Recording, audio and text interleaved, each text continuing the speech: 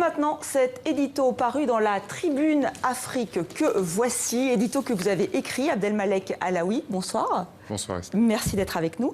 Alors, vous plaidez pour une nouvelle relation entre la France et le continent, mais l'édito est assez sévère vers la France, puisque, je vais rappeler le titre, ce que l'Afrique n'attend pas d'Emmanuel Macron. Vous appelez en finir avec un lien compassionnel. En 2017, c'est toujours le cas. Je pense que c'est la perception, du moins, d'un certain nombre d'acteurs avec lesquels on discute dans le continent. Vous savez, la relation avec la France n'est pas une relation totalement apaisée encore. Les indépendances datent d'il y a une cinquantaine d'années. Il y a encore un lien, un cordon ombilical assez complexe à gérer.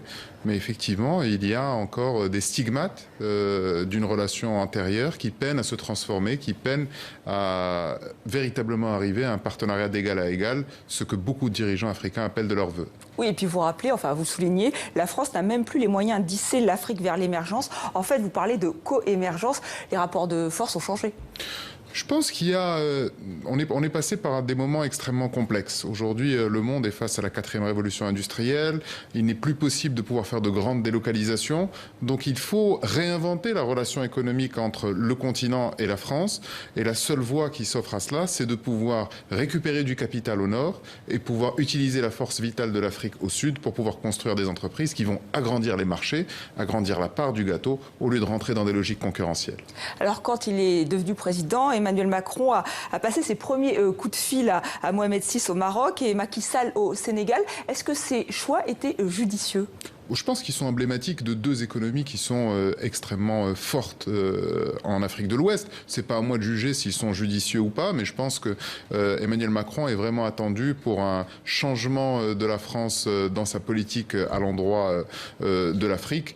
Ce qui serait intéressant, c'est qu'il y ait une véritable politique étrangère, une doctrine de politique étrangère qui puisse être impulsée dans les années à venir. Alors, il avait annoncé lors de sa campagne que sa première visite sur le continent serait le Maroc. En fait, il devrait se rendre au Sahel, au Mali, en fin de semaine. Qu'en pensez-vous ? Je pense que ce sont des débats qui agitent souvent les appareils diplomatiques, mais finalement, au niveau de la symbolique, le président Macron ira dans les pays avec lesquels la France a le plus intérêt à coopérer. Au Mali, comme vous le savez, il y a un engagement sécuritaire qui est extrêmement fort et le Maroc, il y a un engagement commercial qui est extrêmement important et comme vous le savez, le seul TGV exporté aujourd'hui en Afrique est sur le territoire marocain, donc il y a quand même une relation assez emblématique. Et le Maroc d'ailleurs mise sur l'Afrique puisqu'il vient de réintégrer l'Union africaine. Est-ce que c'est un atout qu'il y ait une présidence Macron ? Je pense que le temps le dira. Pour l'instant, on ne connaît pas encore quels sont les hommes qui vont porter cette politique étrangère. Le président, comme vous le savez, il préside, mais il n'est pas tous les jours en train d'articuler la politique étrangère de la France.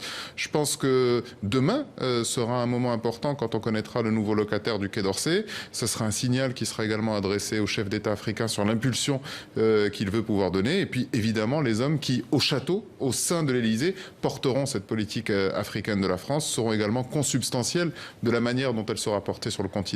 Oui, beaucoup de spéculations, c'est vrai que beaucoup de rumeurs aussi. Est-ce qu'il y a des hommes ou des femmes qui sont plus attendus sur le continent par rapport justement à ce futur ministre des Affaires étrangères ? Je pense que la grande difficulté en matière de lisibilité de quelle sera la politique étrangère de la France en direction de l'Afrique, c'est que beaucoup des gens qui sont autour d'Emmanuel Macron sont des hommes neufs. Et donc, il y aura tout un travail de revascularisation des relations entre l'Afrique et cette nouvelle équipe Macron. Je pense qu'il y a des attentes. Certainement un homme ou une femme d'expérience qui sera à la tête du Quai d'Orsay. Le poste également du ministère de la Coopération sera scruté avec beaucoup d'attention, car il y a là des enjeux absolument essentiels. Le fait qu'il ait fait, Emmanuel Macron, donc un stage à l'ambassade de France au Nigeria, alors dans le cadre de l'ENA, est-ce que ça aussi, ça peut dire qu'il va y avoir des changements ? Est-ce que ça peut laisser espérer des changements ? Vous savez, moi je ne suis pas dans la tête du président. Je pense que s'il a fait un stage au Nigeria, c'est qu'il avait, disons, une certaine appétence pour pouvoir aller dans des ambassades un petit peu lointaines. En tout cas, je pense qu'aujourd'hui, le président, c'est d'abord le président de la France et qu'il est concentré sur la réforme importante qu'il doit conduire. Le continent est certes très important, mais c'est une démarche qui ne devrait arriver que dans les mois à venir. Oui, il a annoncé la mise en place d'un conseil présidentiel pour l'Afrique, en fait, une sorte de cadre de réflexion, de conseil. Là aussi, est-ce que c'est une bonne façon de faire, justement, pour changer ce lien, réinventer ce lien, comme vous le dites ? Je pense que s'il y a quelque chose qui manquait ces dernières années, c'était de pouvoir inscrire la relation avec l'Afrique dans les temps longs.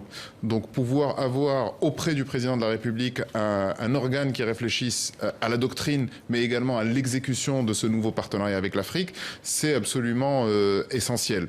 Maintenant, vous savez, très souvent, lorsque l'on arrive au pouvoir, on a tendance à vouloir créer de nouveaux machins, de nouvelles structures. Il faut attendre de voir comment est-ce qu'il le fera vivre. Oui, surtout que vous vous insistez sur cette co-émergence. Vous dites qu'il doit être l'ambassadeur de cette co-émergence. Ça passera par quoi? Par plus d'étudiants africains qui iront en France, par ces financements qu'il veut faire pour les PME africaines?